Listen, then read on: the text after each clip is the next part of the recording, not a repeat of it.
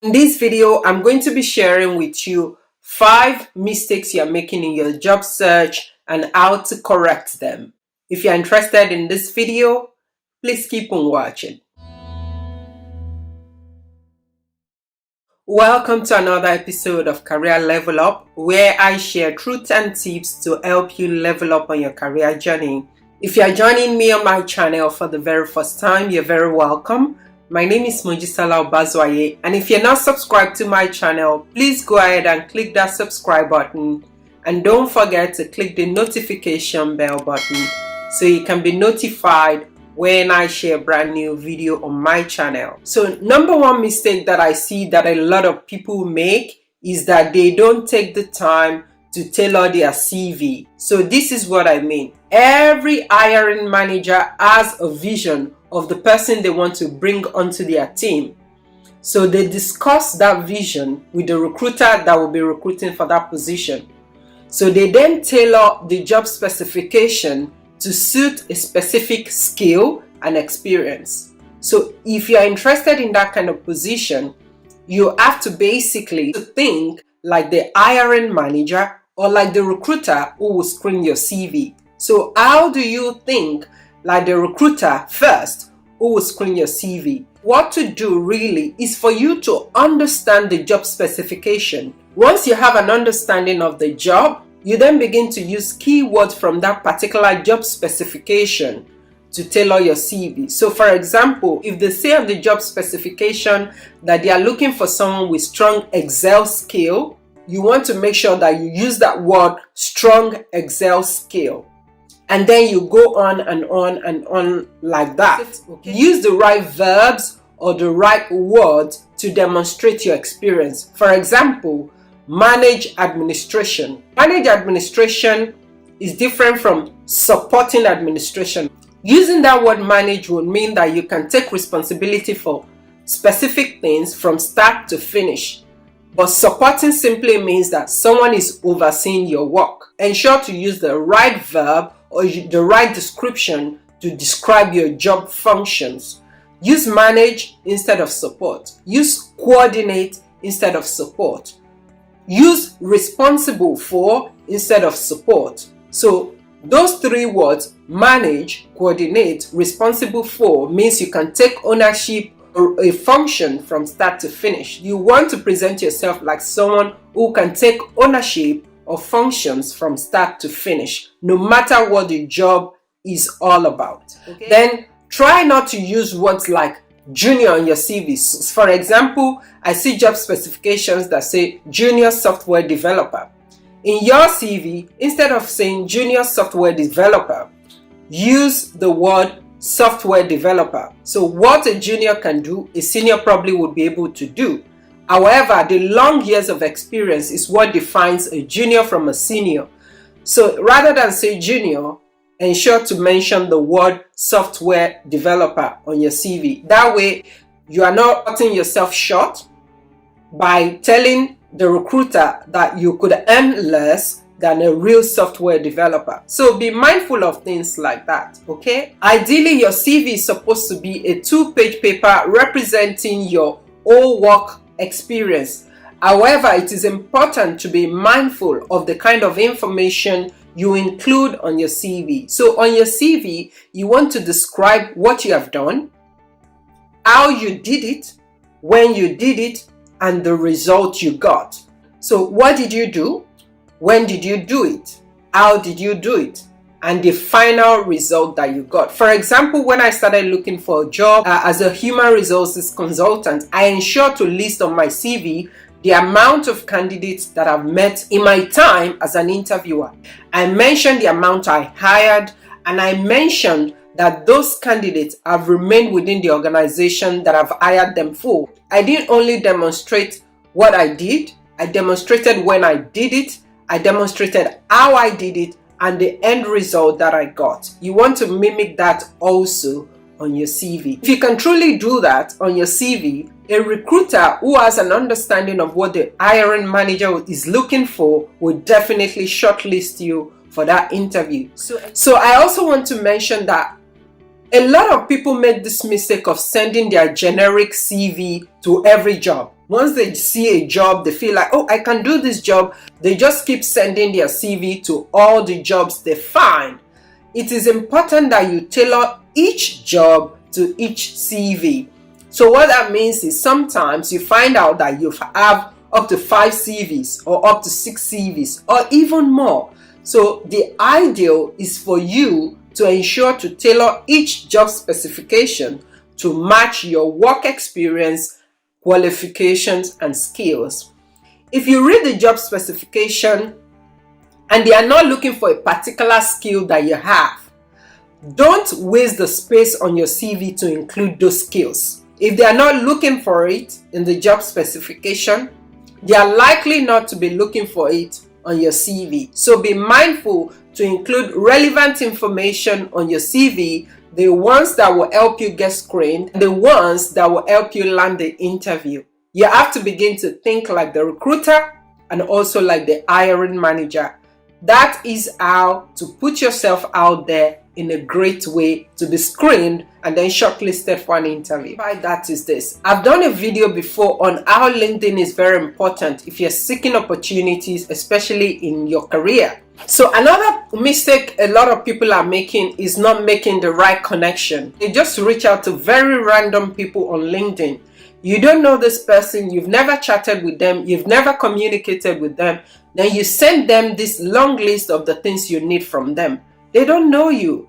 People who don't know you are likely not to respond to you. However, in my own journey, every time that someone reaches out to me, I ensure to go back to them, even if I can help them. I will give an example of a young man who reached out to me very recently. I'll put the email they sent to me. They wrote it very professionally. And because of what they wrote to me, I came back to them to say, listen, I can't really help you. However, I can look for someone who can help you and come back to you. So when reaching out to people, be intentional about the kind of messages you send to those people. So when connecting with people, connect with people you know first, or the people who know you first. This could be friends, it could be family, it could be ex-co-workers, and it could be people that you met in the professional world. People you don't know may ghost you.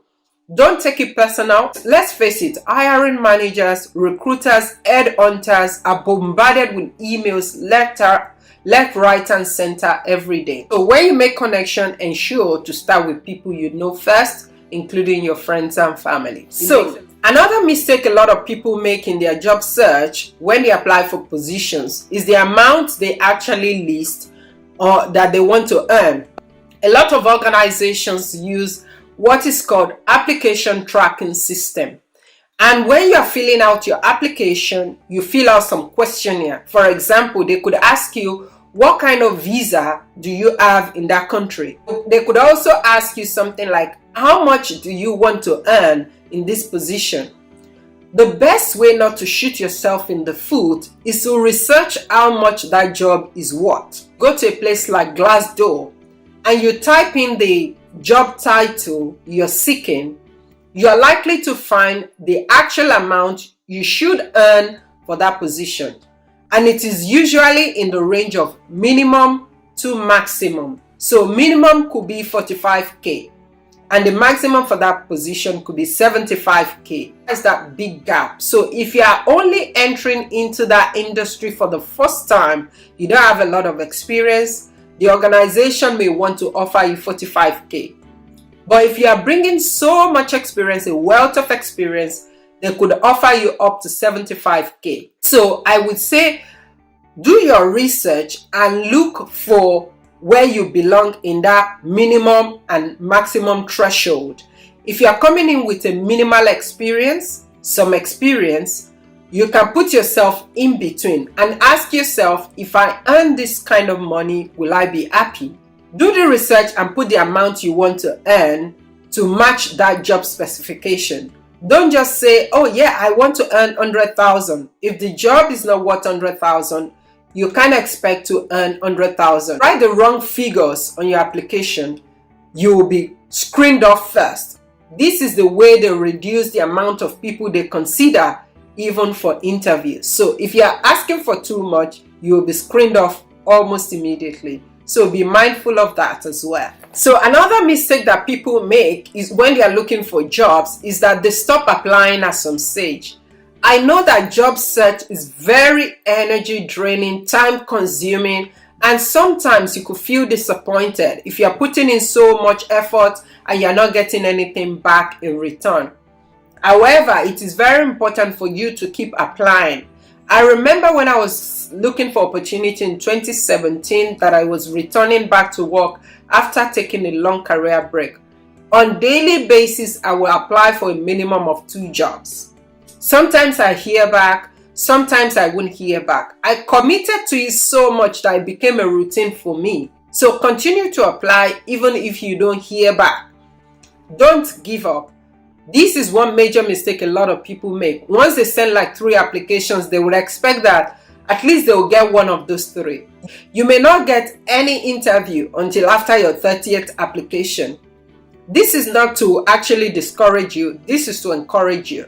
So keep applying, be intentional about where you apply to. And if you've been able to convince yourself that this is the organization that you want to work for, ensure to keep applying till you get a call from that recruiter or till you get an interview. It keeps you motivated to keep going. You can't stop until you win. So don't stop, okay?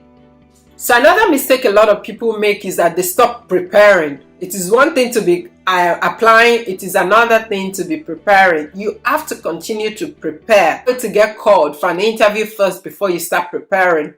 A lot of times in some situations, the hiring manager wants to hire, say, on a Friday of a week, and the recruiter is calling you on a Wednesday, and they want you to come in on Thursday. So if you've been preparing since you've been applying, it will make a lot of difference. Someone may say that, why or how should I be preparing? I'll tell you what to do or how to do it. So you know the industry you want to work for. For example, say you are a customer service administrator. Research questions relating to job interview for a customer service administrator and prepare. Or you research your industry and look for the kind of questions they ask in those industry. Glassdoor is another place to look for such questions and how to answer them. If you are actually applying to an organization, you can research the kind of questions that they ask. Is it competency-based questions? Is it informal questions? Or is it technical questions? You have an idea of the kind of questions they ask in that industry, and then you go ahead and start preparing till you eventually get an interview. If you've been preparing for months, when the interview comes to you, you will be surprised that you will perform so well and you will beat so many candidates. One of the ways I personally prepare is that I research the questions, I write my answers down, and I practice them verbally. In the industry that I'm in, they use competency-based questions. So I know this kind of questions. I have about 30 of them. I could put them in the description box for you if you want. And I write all the questions out. I answer them the way I would answer them in an interview. Then I practice them over and over and over and over again. I want to show you quickly. As you will see, I have about 10 papers right there. I even use highlighter to highlight the question. I have a pink one, I have a green one, I have a blue one. It's just for me to be able to actually be able to do well in my interview. And it really helped me. So in your own case, you may want to do the same thing or do whatever works for you. But it makes a lot of difference to be preparing ahead of time. So when the interview comes, you are more than ready to take on the interview. So I truly hope that these tips were helpful, and I do hope that you apply them in your job search. As always, I want to encourage you, job search itself, it's a job. So don't be discouraged, be kind to yourself, take a break if you need to, and don't give up until you get that call that you're hired. And if you need help practicing for your interview, reviewing your CV, you just need some sort of support, please do reach out to me on the email on the screen, or you can book an appointment with me on the right hand corner, which I'll link up above for you. If you found this video helpful, please give it a thumbs up. Also, please feel free to share with your friends and family. It's free. And if you're not subscribed to my channel, please don't forget to click that subscribe button down below. Again, I want to thank you for watching. I'll speak to you soon on my next video. Bye.